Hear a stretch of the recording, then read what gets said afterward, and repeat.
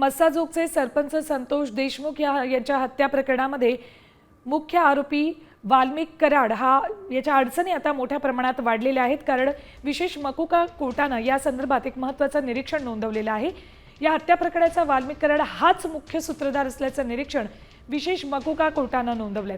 कराडचा दोषमुक्तीचा अर्ज फेटाळताना कोर्टानं महत्त्वाची निरीक्षणं नोंदवली आहेत। यामध्ये खंडणी प्रकरणात हस्तक्षेप केल्यानंच अपहरण करून संतोष देशमुखांची हत्या केल्याचं निरीक्षण कोर्टानं नोंदवलंय।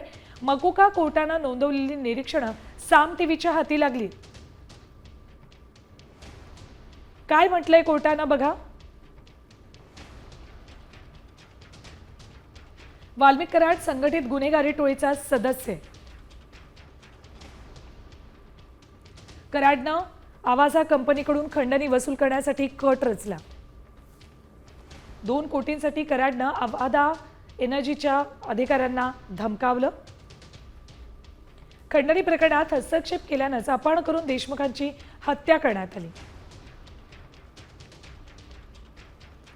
कराडवर एकूण 20 गुन्हे दाखल आहेत। 7 गुन्हे मागच्या 10 वर्षात दाखल झालेत।